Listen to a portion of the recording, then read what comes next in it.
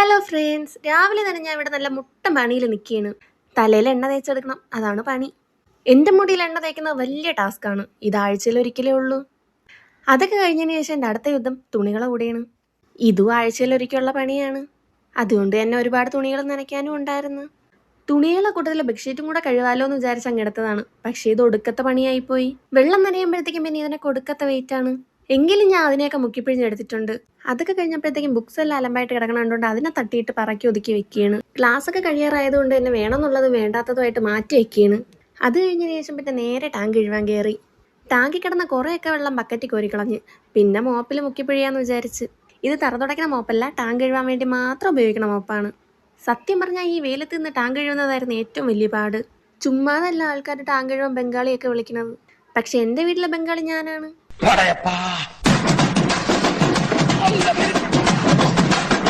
ഇടയ്ക്ക് വെച്ച് ജസ്റ്റ് ഒന്ന് തളർന്നെങ്കിലും കാര്യമാക്കിയില്ല. പിന്നെ ഏറെ നേരത്തെ കഷ്ടപ്പാടിനൊടുവിൽ ടാങ്ക് ക്ലീനാക്കി വെള്ളം അടിച്ച് എന്നിട്ട് നേരെ പോയി വീടൊക്കെ തൂത്തുവാരി തുടച്ചിടേണ്. അത് കഴിഞ്ഞതിന് ശേഷം പിന്നെ പോയി കുളിച്ച് വന്നിട്ടുണ്ട്.